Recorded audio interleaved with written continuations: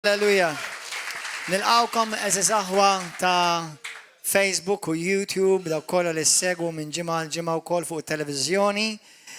Nilqawkom il-lejla biex intom tisimgħu dan il-messaġġ li ħajkun ta' inkoraġġiment u għarfien u ta' livell ieħor ta' informazzjoni, revelazzjoni tal-glorja talla. Nitolbu flimkien u kulħadd jgħid warajja. Mr. Qaddis, grazzi tal-kelma qaddisa tiegħek. Grazzi ta' dejjem tkompli tibnina minn arfin għal arfin, minn fidi għal fidi, minn grazzja għal grazzja u minn glorja għal glorja.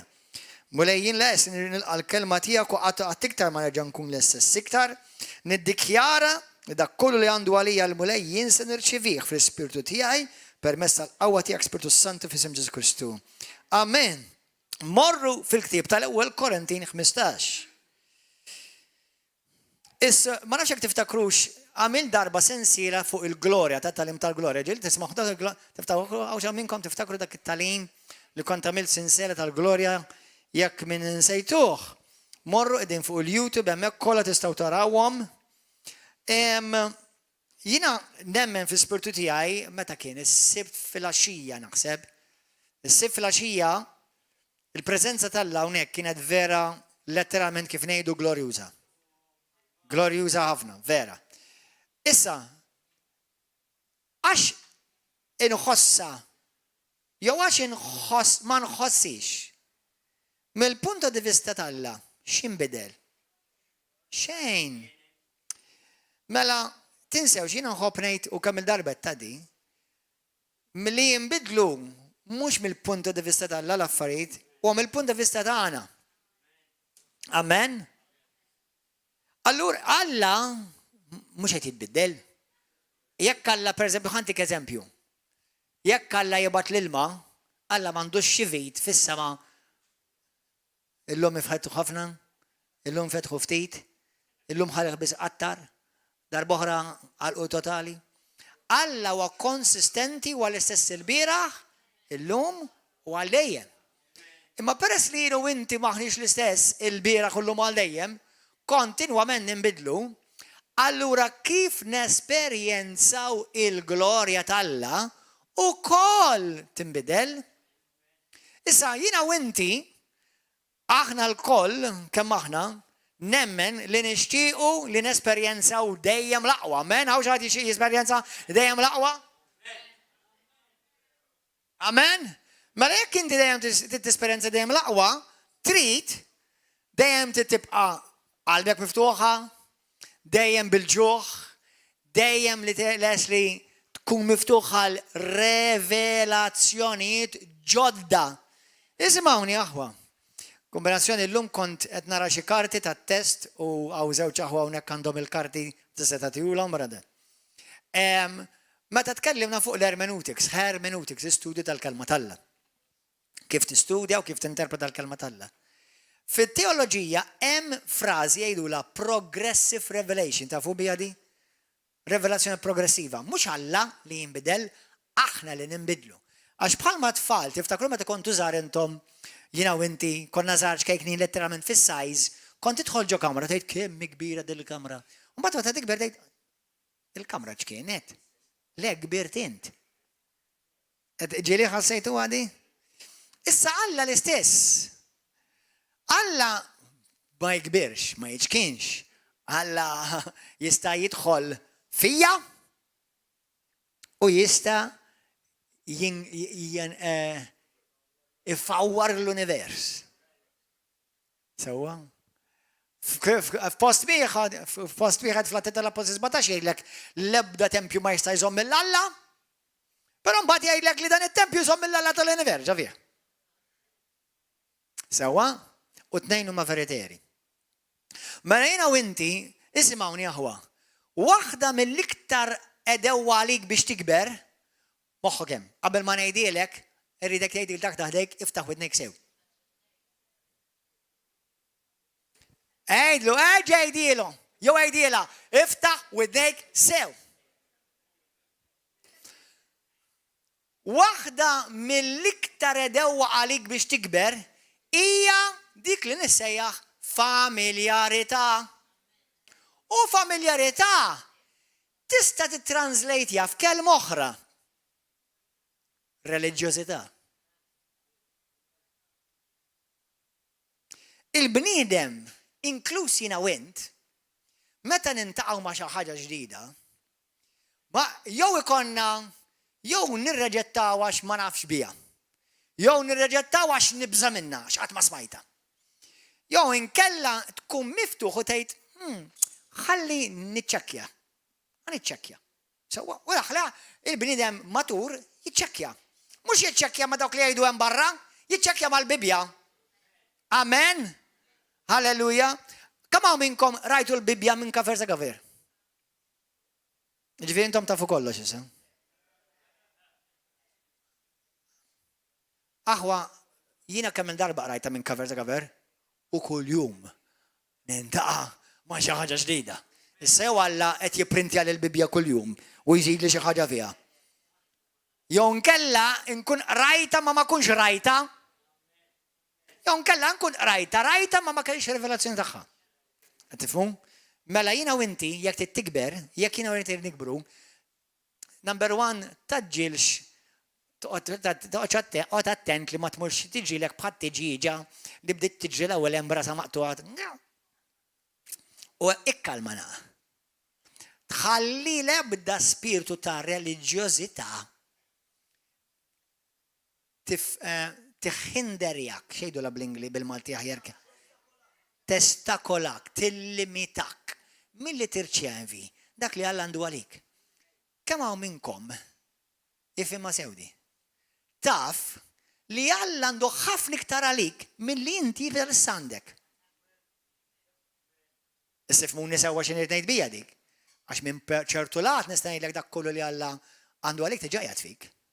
Unku qed ngħidlek il-verità.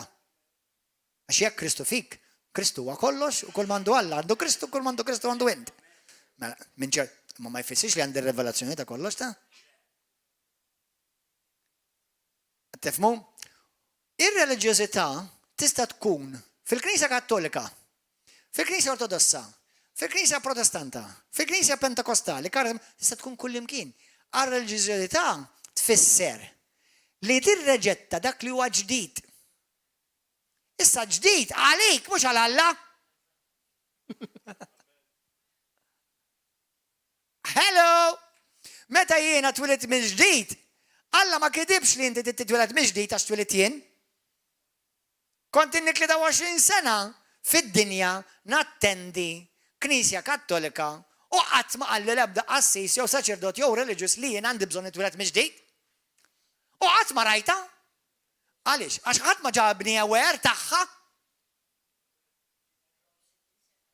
Wara li twilet minn ġdid, peress li jiena twilet minn ġdid ġo knisja pjuttost b'dottrina jgħidulhom cessationists, jiġifieri jemmnu lil doni u l-qawwa tal-Alla u l-glorja tal-Alla daw kollha spiċċaw mal-glorja kif mit l-aħħar apostlu. Bum, spiċċa kollox. Sewa? Daw jgħidulhom cessationists. Cessation tfisser spiċċaw. Cessation, to cease. That means li d-doni waqfu, il-qawwa waqfu, il-glorja waqfu.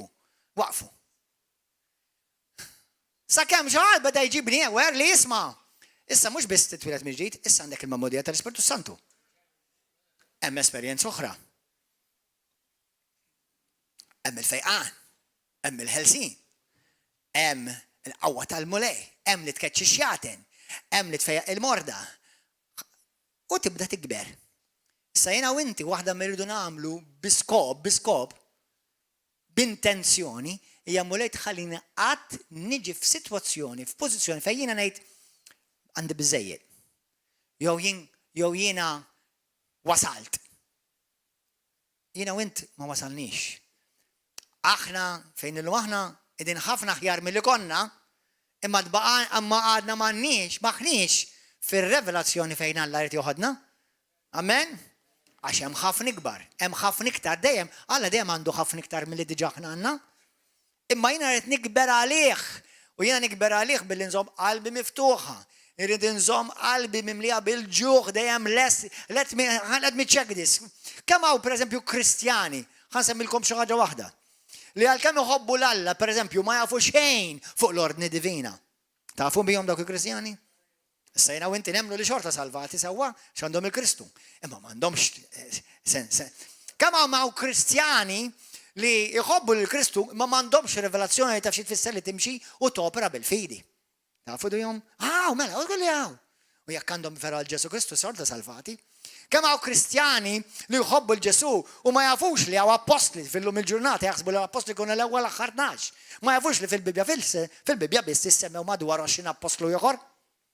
Għax qatt ma semgħu daw it-teachings, allura jibdu kif tgħidulhom xi ħaġa jibżgħu. Mela jiena u inti iqaf opera bil-biża' u jibqa' miftuħ jgħidlu mulej Spiritu Santu inti l-Ispiritu tal-verità mexxini fil-verità kollha.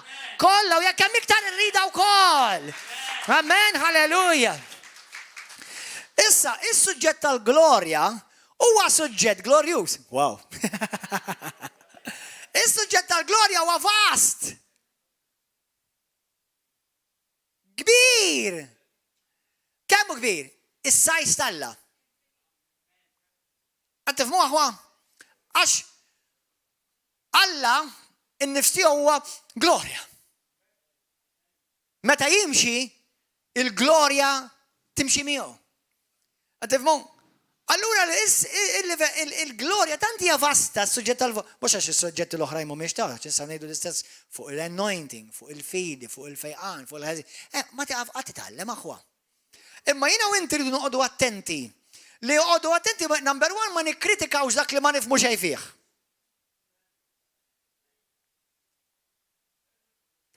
Ma nikkritikax dak li ma nifhem xejn fih.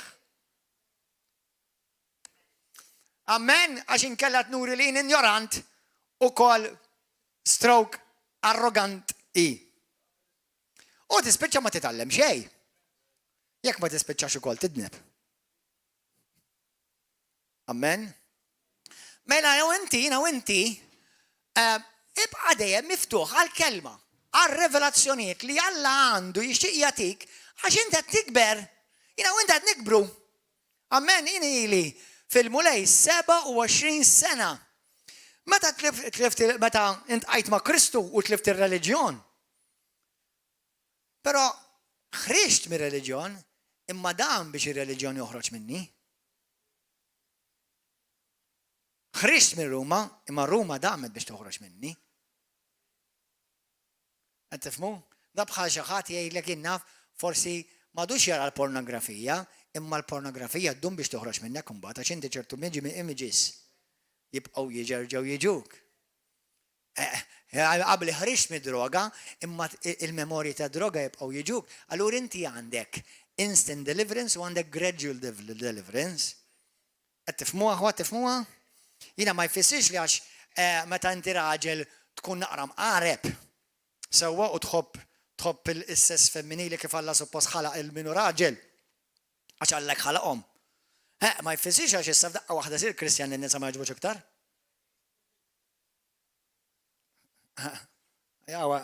Sorpriżi. Intemmu?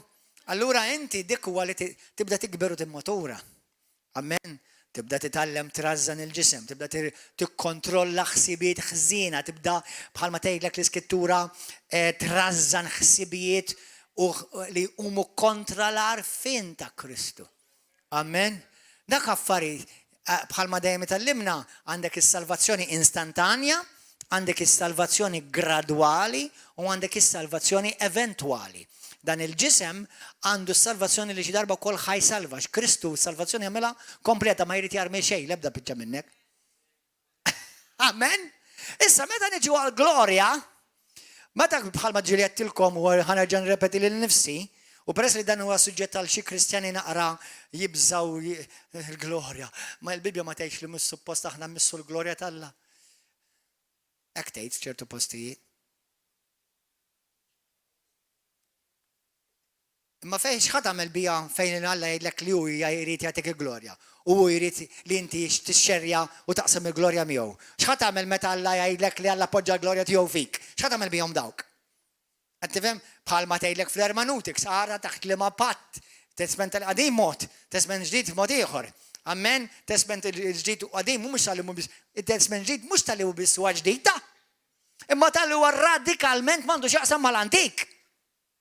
Għax issa dak kollu li Alla hu jammar fik, dak kollu li Alla għandu jammar fik u dak kollu li kapaċi jagħmel jammar fik. Qabel titmur ġo tempju, ġo post, u Alla hemm u intaw.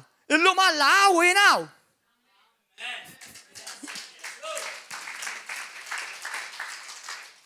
Allura huma żewġ patti totalment radikalment differenti. Amen. I am doing something new. Qed nagħmel xi ħaġa ġdida li ħadd qatt ma ħolam biha. X'inhi mole? Jien ħa niġi mara għandek. X'inhi? Iqaf, issa l-Ispirtu Santu jiġi jifhemek hu. Dak li tkellem Ġesu. Qed tifhmu? Allura issa mela bħal kull seġġettu ieħor fit-talba tal-missier, missierna li inti fis-mewwiet, tiġi salt ngħadek ikun dak li tidin kif fis-semma, hekk ukoll fuq din l-art ħobżna ta' kuljum. Ħatina llum aħfrina dnubietna bħalma naħfru minnu ħatolina. U la daħħalniex fit-tiġrib iżda liża minn kull deni. Għax tiegħek hija saltna. Għax tiegħek hija l-qawwa. Mhux vera? Tiegħi hija saltna. U tiegħek u tiegħi hija l-qawwa. X'inhu jgħid? U tiegħek il-glorja, mhux vera, tiegħi wkoll. Is-saltna hija tiegħu u talilek. Il-qawwa hija tiegħu u talilek u l-glorja. U l-glorja tiegħu u wkoll talilek. Halleluja! Glorja l-mulej. Amen. Imma ċertu nies li jien minix wieħed minnhom u m'għandi l-ebda interess jibżaw emissu ċertu affarijiet u meta inti tibża, taf kif kissir għal-biża? Bl-arfin. Teach the truth, and then the truth will set you free. Alleluja. Kemm minnkom tridu l-verità? Amen. Alleluja. Issa ħamorru fl-ewwel Korintin, kapitlu 15. Mela kulħadd jgħid warajja hemm livelli ta' glorja. Amen. Il-kelma glorja fil-Grik hija l-kelma doxa. M'għandu x'aqsam xejn mal-klib.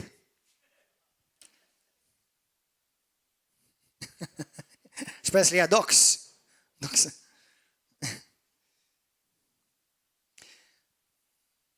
Fit-Testament il-qadim tiftakru fi ktib ta' Iżajja 42 vers 8 fejn Alla jgħid il-glorja tiegħi jien ma naqsama ma' ħadd.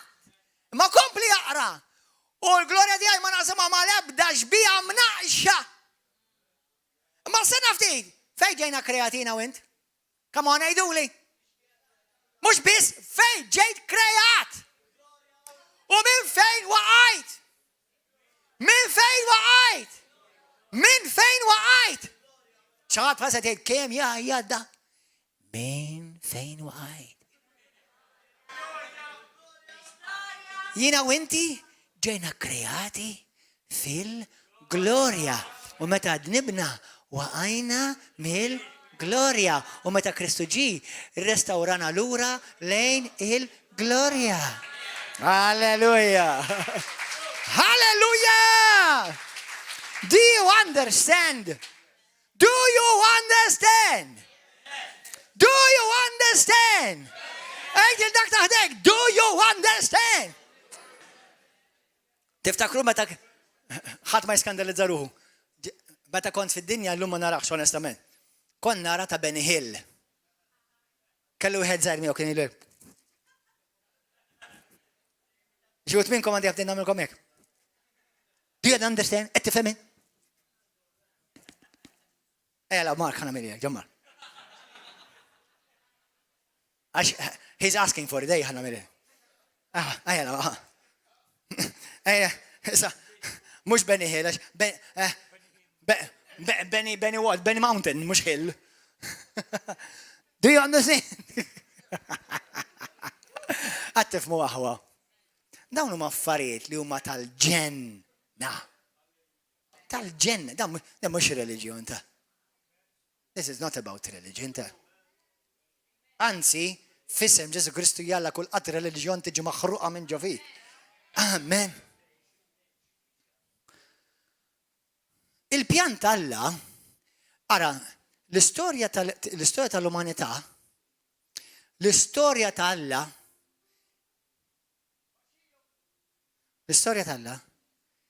hija Alla dejjem jaħdem biex kontinwament jirrestawra lura il-bniedem lejn il-glorja.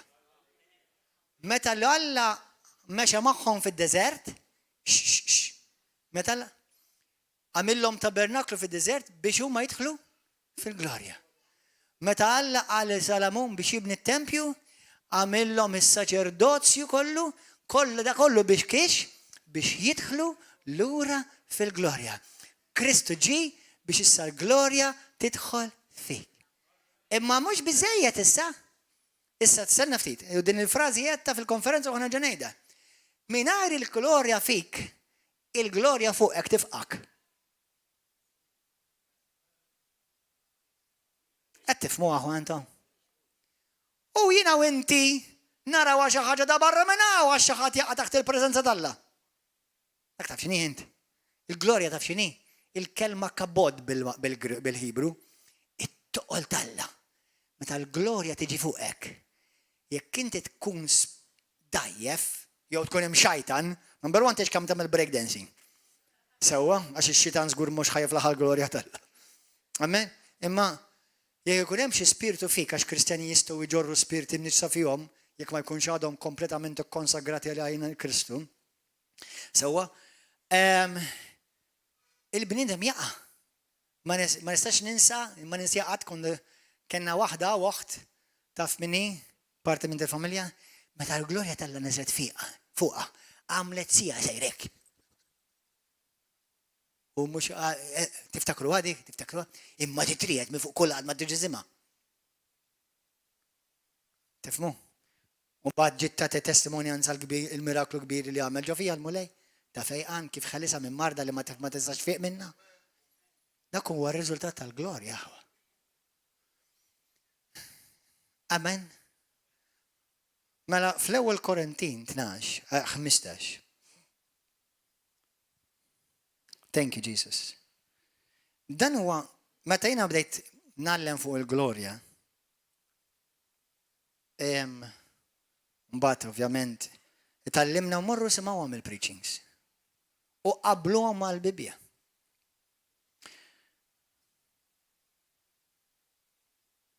Nemmen mill-konferenza law xi ħaġa ġiet ixxiftjata fuq pajjiżna.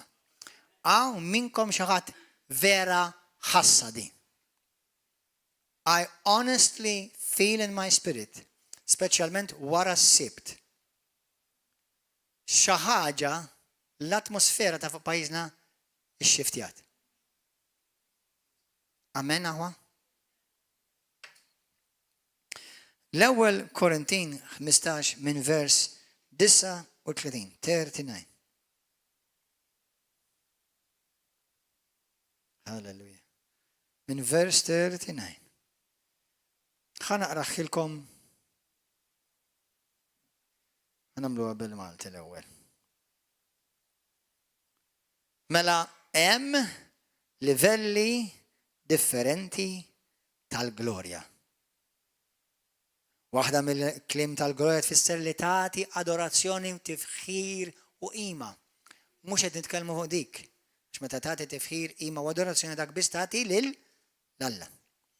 Aħna nitkellmu. Infatti f'dan il-passaġġ il-kelma glorja hawnhekk f'ċertu translations tiġi tradotta bħala brightness. Tiftakru fil-konferenza għamiltilkom preachina u kellimtom li waħda mis-sinifikati tal-kelma glorja tfisser brightness. Alleluja. Mela, 39. Mhux kull laħam u l-istess laħam. Iżda laħam il-bniedem u xi ħaġa. U laħam il-bejjem u oħra. Hemm laħam ta' tjur u hemm dak tal-ħut. Mela għalkemm kollha jissejħu laħam, qed tifhmu? Ma jfissirx kulħadd kollha għandhom l-istess tip tal-laħam. Ġifieri hemm laħam imma laħmijiet differenti. Amen? Hemm il-laħam ta' ħuta, laħam ta' annimal, u laħam ta' bniedem. Sewwa ta' tjur. Hemm iġsma tas-sema u hemm iġsma tal-art. Iżda d-dija, dik il-kelma hemmhekk id-dija hija dik il-kelma glorja. Iżda d-dija jew il-glorja tal-iġsma tas-sema hi ħaġa. U dik tal-iġsma tal-art hi glorja oħra. Hemm id-dija tax-xemx, jew hemm il-glorja tax-xemx. Jekk tmorru fil-Grik taraw li dik il-kelma hija l-istess kelma għall-glorja, doxa. Hemm il-glorja tax-xemx u hemm il-glorja tal-qamar. Issa li kieku jinaw inti ħafna mill-Kristjani kuntenti jiddu bħal-qamar. Jinaw inti għandna nixxenqu biex niddu bħal xemx li jridu nagħtu dawl lid-dinja.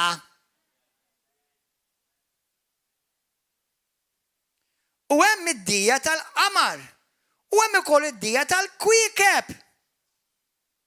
U l-kewba tiddi, hemm kewba li tagħti glorja jew tiddi aktar minn kewba oħra. Li kieku nagħmluha parallel translation biex aħna nużawha dan l-eżempju, hemm Kristjani li għalkemm kollha għandhom glorja fihom fi Kristu, ma mhux kollha jiddu l-istess. M'hemm bżonn tkun teologu fuq biex tifhimha dik huwa fatt. Dak tista' taraħ u tesperjenzah b'għajnejk. Kull min hu salvat għandu l-glorja ta' Kristu fik. Kolossin 1:26 sewwa Kristu fina it-tama tal-glorja tagħna. Mela Kristu fik Alla tiġa qal jiena poġġejt il-glorja tiegħi fik. Dak huwa l-ewwel livell, kulħadd jgħid l-ewwel livell. That's it, minn hemm tibda. Ftakar, il-glorja kienet tiġi fuqhom fit-Testament tal-Qadim, mingħajr il-glorja ta' ġewwa kienet tixwik. Amen, mela kull Kristjan ġi ikkwalifikat, armat, tiġa li Kristu huwa l-glorja tal-lafina u l-glorja tal-la diġa teżisti fina permezz ta' Kristu fl-ispirtu tagħna. Imma ħafna Kristjani jifqu hemm. Amen. Jiena ma rridx inkun Kristu ma sejaħlix biss biex inkun bħal kewba niddi bħal waħda mill-istilel, how nice. Jiena sejaħli il-mulej biex aħna nkunu niddu bil-glorja bħal xemx. Qed tifhmu aħwa. Mela hawnhekk qed jgħidilna li hemm livelli differenti ta' glorja. Morru fit-tieni Korintin 3. Skrittura li ħafna minnkom inħeġġitkom italmuha bl-amment.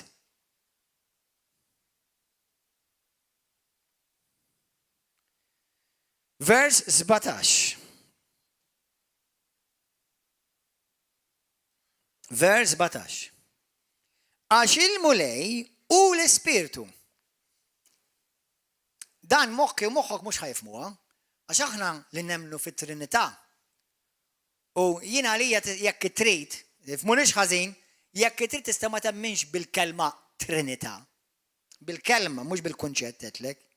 Taf għaliex qed ngħidha di għax hawn min jgħidlek għax il-kelma Trinità ma teżistix. Qal bil-kunċett ta' Trinità huwa minn Ġenesis għal Apokalissi.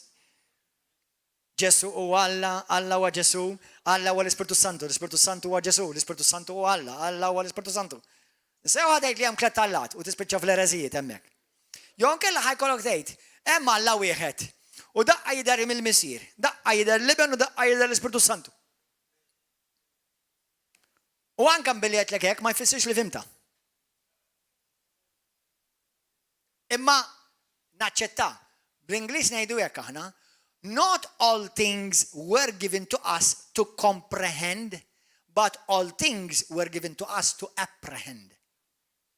Issa biex naqlibha mill-Malti ma nafx. Amen? Mela. Fl-ispirtu tiegħek taf li ċertu affarijiet huma verità għax qegħdin fil-Bibja. Ma jfissirx għax qiegħda fil-Bibja jiena fimta 100% jew moħħ qed jifhimha dal-karawetta. Amen? L-ispirtu tal-la fija għandu moħħ, il-moħħ tal-ispirtu. Dan huwa l-brain. Huwa moħħ mod ieħor, dan il-moħħ karnali għadu. Amen. Għal-kemm irid jiġġedded ukoll permezz tal-kelma talla. Issa, għax il-mulej huwa l-ispirtu. U fejn hemm l-ispirtu tal-mulej, hemm il-ħelsien. Halleluja, hemm il-ħelsien. Hemm il-libertà.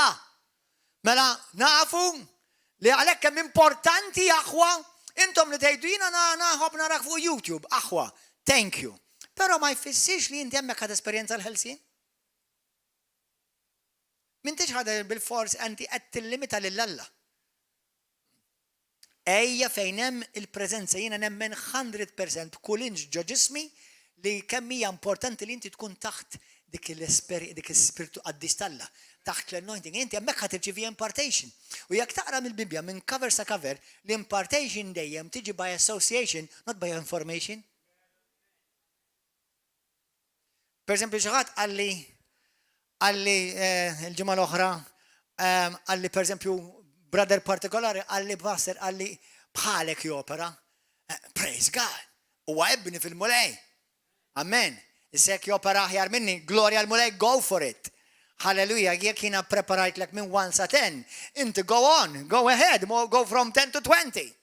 Amen. Hallelujah. Praise God. Imma by association. Issa min mandu dan huwa kunċett differenti, imma tajjeb li nsemmiħ palsa l-ħareġ. Kemm importanti li kollok missier spirituali u li inti tkun parti minn familja mhux xi ġerrej spirituali minn għalew. Vagabond spirituali jgħidu li dak.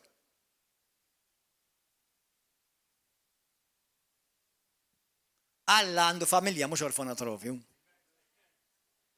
Halleluja. Mela għax il-mulej u kemm importanti li tkun taf fejn Alla ħawlek. Kemm importanti jekk Alla ħawlek hawn u tifhimha ma tifhimix, itlob Alla l-revelazzjoni. Ikber. Għax mhux kull dar hija l-istess. Mhux kull dar għandha l-istess impartazzjoni. Mhux kull dar għandhom l-istess revelazzjoni. Hemm djar li huma biss biex huma kewba. Hemm djar li huma msejħin biex ikunu qamar. U hemm djar bħal River of Love li huma msejħin biex ikunu x-xemx. Halleluja. Amen. U hemmhekk nagħtu il-glorja tat-tifħil lil Sidna Ġesu Kristu dejjem. Għax il-mulej huwa l-ispirtu u fejn hemm l-ispirtu tal-mulej hemm il-ħelsien. Aħna l-kol, kulħadd jgħid jien ukoll. Li wiċċi mikxuf nirrefletti, jien qed nirrefletti. Bħal f'mera il-glorja tal-mulej. U qiegħed ninbidel fl-istess bija min glorja għal gloria.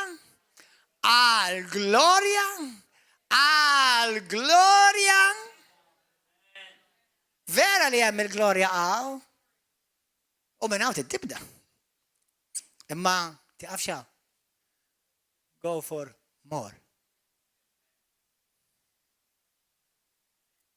Mela aħna qegħdin niġu mibdula minn glorja għal glorja skont ma jagħtini l-mulej li hu l-Ispiritu.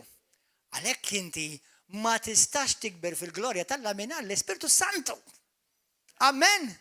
Għalhekk kemm importanti li titkellem bil-lingwi. Din il-weekend li ġej ħajkonna il-festa tal-Pentekoste. Ejjew bil-ġuħ u ejjew bil-għaġġ, halleluja, ħadd irċievu x-xita ta' Pentekoste. Amen. Dak li rid nara f'pajjiżna u dak li intom tidu taraw miegħi. Amen. Mela hekk ħajkun qbilt. Amen.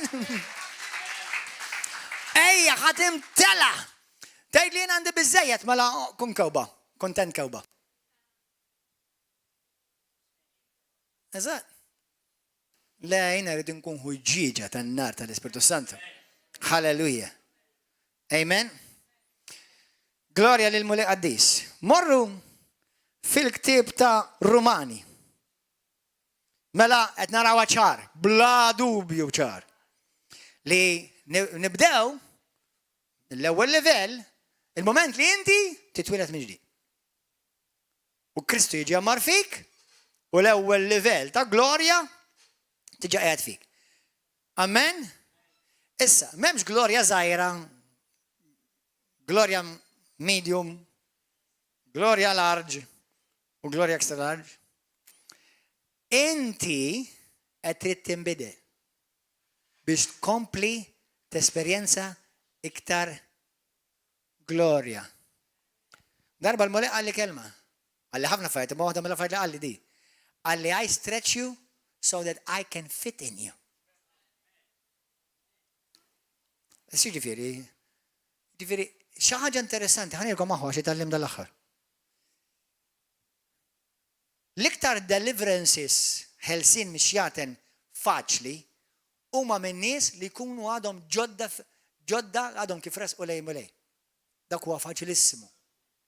L-iktar deliverances diffiċli huma nies li jintlew ruxmata demonji wara li jkunu ġew għand Kristu.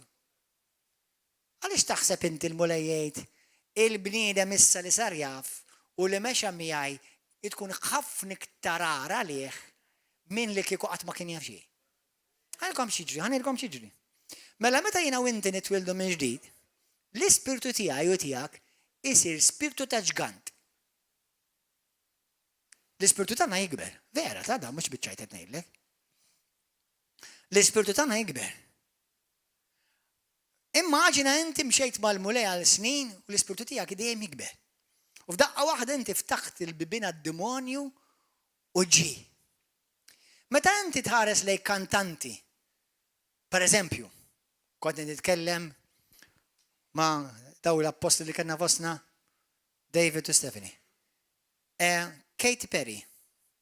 Taf li Katy Perry għandhom ma' missira pastors in? Mela. Taf li dik ta' tħajjeta l-demonju.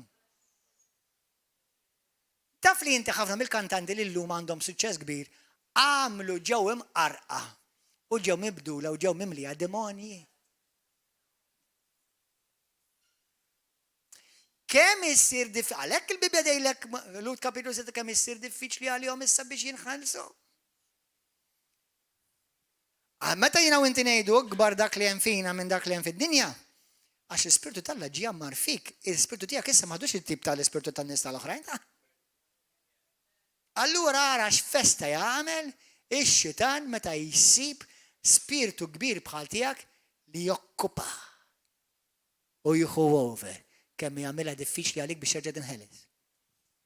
Mhux għal Alla diffiċli għalik. U għamil x'għamilt fil-ħajja tiegħek maħfra hemm dejjem. Kristu jeħilsek dejjem. Imma jekk Kristu ħelsek u għarġajt mur fil-ħmieċ, fid-demel, fid-dizastru. Id-demonju issa jaksek iktar. Issa tiġi oppressat iktar minn qatt qabel.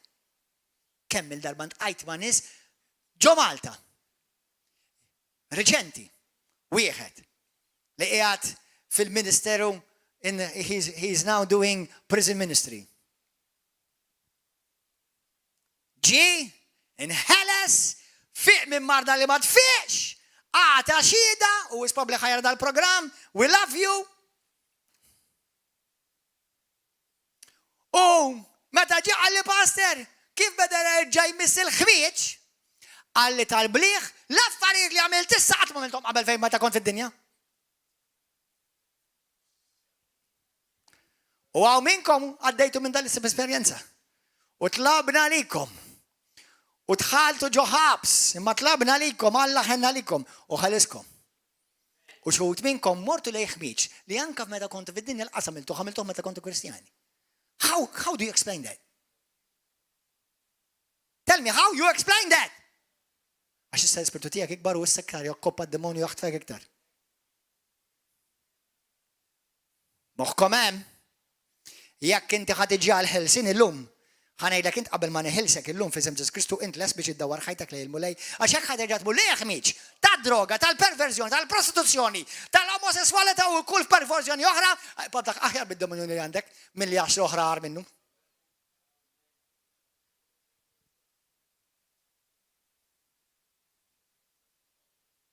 I'm not joking.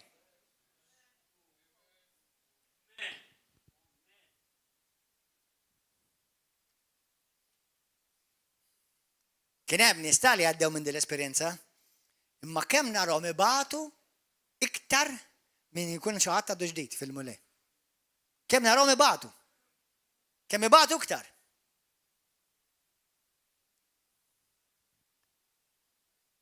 Mela jekk il-lejla tinħeles, Kristu l-lejla jeħilsek.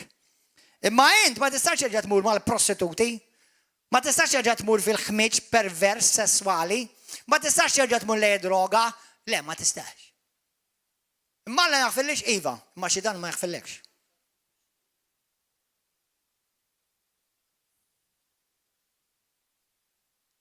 Inti ġejt imsejħ biex kollok ħajja ta' vittorja, mhux ta' taħteq il-ħalb biex inti toqgħod tilaq il-ħmiġ tal-għadu u jiżżuffjetta bik quddiem Alla. X'hekk jagħmilek tad-demonju, id-demonju jiżżuffjetta bik quddiem Alla.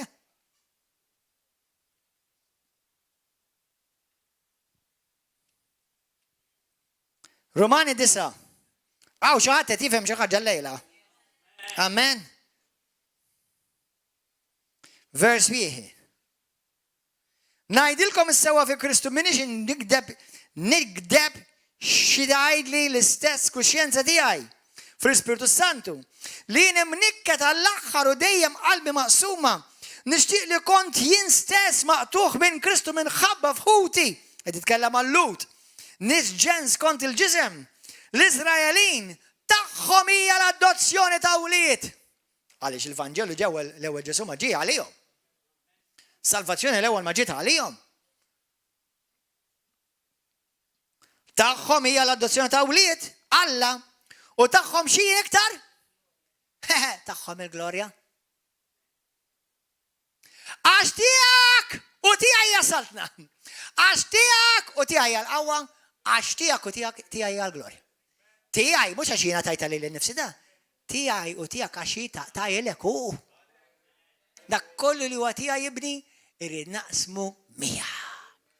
Halleluja, glorja l-mulej. Amen. Glorja lilek Abba Missier. Romani 8. Qed tifhmu kemm qawwida l-power fuq dan it-teaching. Għax jiena Gordon John Manche. Dak li hemm tajjeb fil-Kattoliċiżmu rridu. Dak li hemm tajjeb tarbieħ sa? Le hemm affarijiet tajbin, it-Trinità minn Kattoliċiżmu ġib tal-ħila li qiegħda fil-Bibja hemm affarijiet li Ġesu huwa divin, dik hija tal-im mhux Kattolku biss, tal-im Bibliku. Sewwa, ġifieri meta jiena għalkemm m'inhiex Kattolku, ma dik ma ċħaddix. Alright? Għalkemm jiena Evanġeliku, ġifieri Evanġeliku ukoll, hemm affarijiet pa' Evanġeliċi li ċertu Evanġeliċi ma ċċettawhomx, irriġettawhom. Waqfqu sa ċertu bol. Jiena mort oltre, mort iktar il-bol. I wanted more. Hemm affarijiet ta' Pentekostali. Hemm Kristjani Pentekostali li forsi marru iktar minn Kattolku, Protestant u Battist. Per eżempju, jiena kont minn żmien Battist. Meta tajt ħajd il-Kristu l-ewwel ġo Knisja Battista mort u tal-limt u rċivejt. Imma sfortunatament ħafna Battisti ħalli ma jgħix kulħadd. Ħafna Battisti waqfu sa ċertu punt. Gordon John Manche ma waqaf qatt għax jiena dejjem qed nikber irid iktar. I want more. U ma ngħidx jiena ta' dan il-kamp, le jiena tal-ibda kamp. Jiena ta' Kristu, kull mandu Kristu rridu. Amen, halleluja. Amen. Jiena rrid nieħu minn it-tajjeb tal-Pentekostali, it-tajjeb tal-Evanġeliċi, it-tajjeb tal-Karizmatiċi, it-tajjeb tal-Apostoliċi, it-tajjeb tal-kelma tal-fida, kollu li għandhom tajjeb iridu. Amen. Wara kollox dak mhux tagħhom tammu tagħhom ġej. Dak ta' Ġesu. Amen. Allura pereżempju ċertu waħdu jgħidu għax aħna Baptist, u għax aħna Pentekostali. Tajjeb! Imma ta' attention tfisser bi għadik, għax għabli tfisser li jiena naqsek naċċetta. Le, jiena rrid kollox. Għaw xi ħadd ieħor rrid kollox kull mandu Alla. Amen. Mela ekber ibqa' ġewwa ħal Alla u fejn ta' ma tifhimx, taġġilx biex tikkritika u għid mulej I want more. Teach me.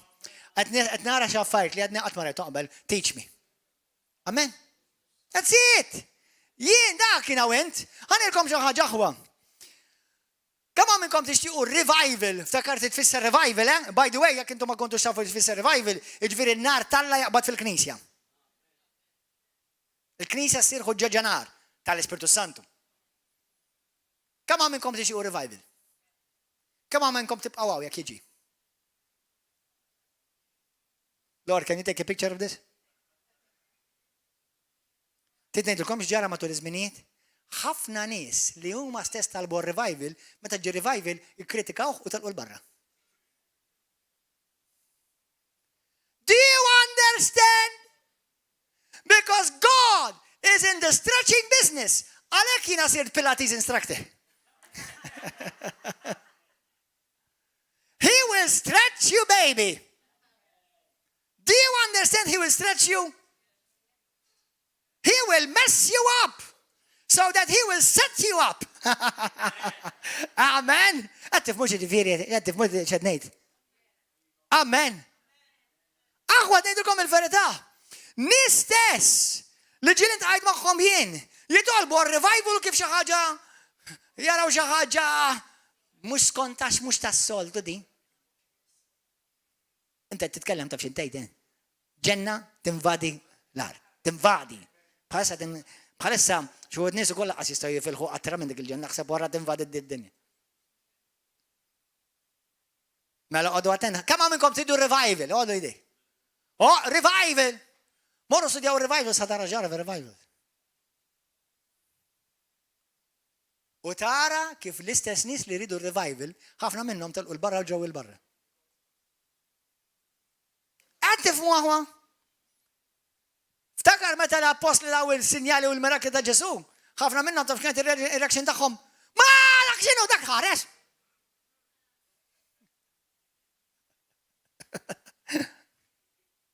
Fatti tal-apostli revival u n-nies beżaw jassaċjaw ruħhom magħhom.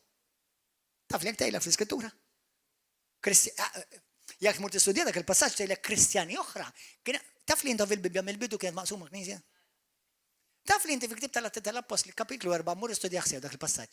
Fejn tgħidlek kien hemm Kristjani oħra li ma kinux jasseċjaw mal-Apostli x'kienu jibżgħu. Meta revival vera jiġi u glorja tal-Alla tinvadi, qgħod attejn. Għax l-ewwel ma jkissillek hija r-reliġjożità u familjarità kull qatra tagħha. Issa, mhux qed ngħidlek li ħajamel vjolenza tal-Iskrittura, imma ħajorik Skrittura li inta dek qatt ma rajta. Amen? Halleluja. Grazzi mulej. Ejlu mulej, espandili qalbi u l-Ispirtu tiegħi ħalli nirċievi dak kollu l għandek għalija. Romani 8:29. Amen.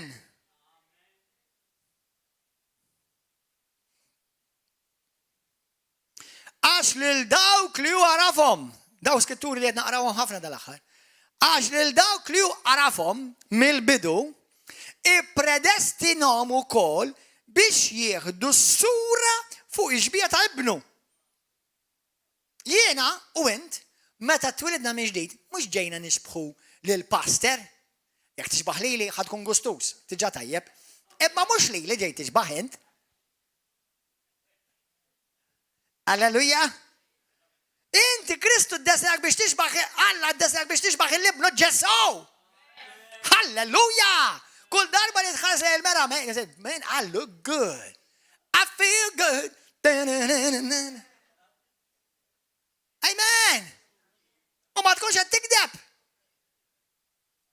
Imma m'intix qed tirċievi l-glorja li led. Hemmhekk qed nagħti glorja lil Alla. Għax qed ngħid mulej kemm inti tajjeb. Nagħti glorja u tifħil lilek. Mela, ippredestinom il-kol biex jieħdu s-sura fuq ix-xbija ta' ibnu. Ħalli dan ikun il-kbir fost ħafna aħwa. Lil dawk li predestinom, ġifieri ipprepara minn qabel għal-jum, sejħilhom ukoll, mela intom imsejħin. Lil dawk li hu sejħilhom iġġustifikhom, ġifieri jagħmilhom bla dnub, bla teba, bla lebda nuqqas u bla ebda inferjorità. U bla ebda kondanna. U lil dawk li ġustifika lilhom ukoll x'għamilhom? X'għamel? Glorifikom. This is da jaqa parti mill-Vangelo di too much gospel. Ġili smajtu bih di too much gospel? Dan huwa di too much gospel. Ħan spiċċaw fi Ġwanni 17. U ħan nitolbu. Halleluja. Il-lejla il-mulej ħajħilsek. U l-ewwel ħaġa li ma ħilsek hija jekk hemm xi tip ta' reliġjożità fik, ejdlu mulej jaqla dak kollu li huwa reliġjuż fija. Fissem Ġesu Kristu. Amen. Għax marid bl-ebda mod nillimita lill-Alla sidi. Mela, ħan nibda naqralkom minn vers 20. Minix nitlob għal dawn biss, dan Ġesu qed jitlob il-Alla l-Missir. Imma wkoll għal dawk li jgħat jemnu fija bis-saħħa tal-kelma tagħhom. Nitolbok Missir li jkunu l-koll ħaġa waħda. Kif inti fija, Missir jien fik. Ħajkunu wkoll ħaġa waħda fina biex hekk id-dinja temmen li jien tbatni. Il-glorja li inti tajt lili, kemm minnkom temnu li Alla tal il-Ġesu l-glorja, bla dubju, kull ma għandek tagħmel taqra. Il-glorja li jien tajt lili, jien ma żammejtix għalija biss, għax jien tajta wkoll lilhom. Issa mur għamel studju, x'tip ta' glorja Alla tal il-Ġesu, għax dak li tal il-Ġesu huwa tiegħek. Żgur li waw, u bil-maqlub ukoll, waw ukoll. X'tip ta' glorja rċevejna jiena u int? L-istess li għandu Ġesu. Mela ħammur nara x'għandu Ġesu. Għax kull m'għandu Ġesu. U tiegħi. Mhux dik tgħid Romani kapitlu 8 vers 17 li aħna writna lill-Alla u aħna werrita ta' Ġesu Kristu. Taf xi tfisser inti writ l-Alla. Kieku ngħidu writna forsi lil Bill Gates ngħidlek wow. Jew il-Musk x'ismu dak. Elon Musk, jwrit Elon Musk. Oh, praise God, hallelujah. Le, dak cheap. Dej l-Alla li writ jien. Amen. Il-glorja li tajt lili, jiena tajta lilhom. Biex ikunu ħaġa waħda bħalma aħna ħaġa waħda. Jiena fihom u inti fija biex isiru ħaġa waħda għal kollox. Ħalli d-dinja taraf li inti batni u li ħabbejt lilhom kif ħabbejt lili. Issa dil-glorja, waħda mill-iskopi ta' dil-glorja x'inhi? Biex meta d-dinja tara lili u lilek tara lil Kristu. U meta d-dinja tara l-Kristu fija u tara l-Missir fija, id-dinja tara dak li Kristu u Alla jixtieq jorihom biex jisalvaw u jersqu leh. Halleluja. Glorja lil mulej, men. Kif tista' ma tċempilx? Amen. Ejja umu bil-wifa. Somebody here on the piano. Halleluja. Għal dawk li intom hawnhekk qegħdin hawnhekk ġodda l-ewwel darba. Illum jiddispjaċini jekk inti għadek ġdid, wis probably farraklek sninek. Għax din kienet steak Gordon Blue. Two. Ara. Halleluja. Kemm minnkom irċivejtu l-lejla? Morru għamodu daw iskritturi, morru erġaw isimaħ, morru erġa smaħħa. Għax iktar ma tismaħ, iktar issir rivelazzjoni fik. Halleluja. Għax dak huwa d-destin tiegħi u tiegħek li nagħmru u ngħixu u noperaw fil-glorja ta' Alla. Amen. Il-lejla jekk inti qiegħed hawn. L-ewwel biex tesperjenza il-glorja kbira li Kristu għandu għalik. Kollok il-Kristu Ġesu bħala s-Sid tiegħek u s-Salvatur tiegħek. Tittemmen fih li huwa liben tal-ħaj, li hu mitalik fuq is-salib, miet, irxoxta u mat-tielet jum Alla qajmu mill-imwiet.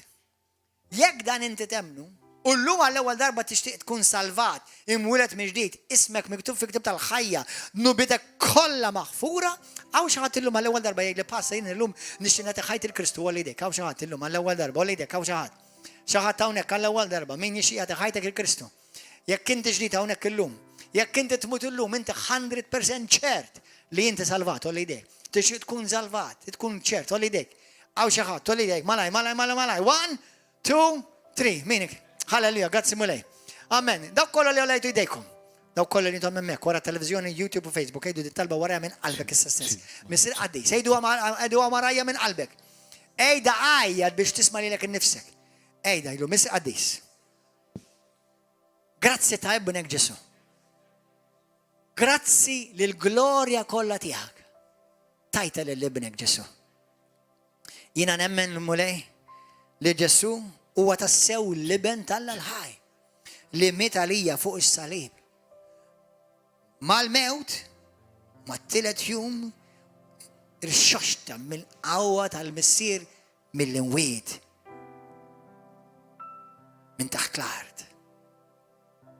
U llum Ġesu huwa ħaj, m'għadux mejjed, huwa ħaj. Irrestawrat lura fil-glorja tal-missier. Ġesu ejja f'qalbi, poġġi fuq it-tron ta' ħajti.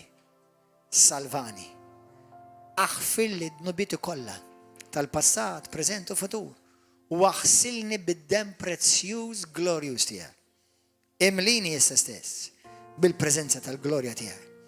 Imlini bl-Ispiritu Santu. Ġesu! Għamel minni dak li trid. Kisser minn fuq ħajti. Kull xkil, kull irbit, kull addiction, pornografija, zina, gideb, bizza, ejra, alkoholizmu. Pornografija jekk hemm xi ħakk moħra mulej f'ħajti, kissira u eradika minn ġo fija. Bil-qawwa tal-glorja tiegħek mulej. Grazzi li llum inti ktibt ismi fi ktib tal-ħajja. Salvajtni. Illum isseħ li ibnek, bintek Aziz. Millum il-qoddim irrid ngħix għalik mulej. Tieni l-kuraġġ biex ma nħares lura. Illum nibda ħajja ġdida u nħares il-qoddim. Grazzi li smajti din talba illum ta' Ġesu Kristu jien. Fisem Ġesu għall-glorja tiegħek missier. Jekk inti dik it-talba llum għall-ewwel darba maħfur, salvat, m'intix serik tal-infern, għandek nubietek maħfura, ismek miktub fil-ktar tal-ħajja, tissejjaħ ibn Alla ħaj. Issib daqra l-kelma tal-la, tkellem mal-mulej fit-talb, u għajja bda xxirek hawnhekk kull nar terba' u nata fis-seba' ta' flaġija u l-ħadd fil-għodu fl-10. U għajja ħalli tikber fl-arfin tal-glorja tal-la. Grazzi mulej. Il-paċi ma'kom, narakom il-programm jiswik.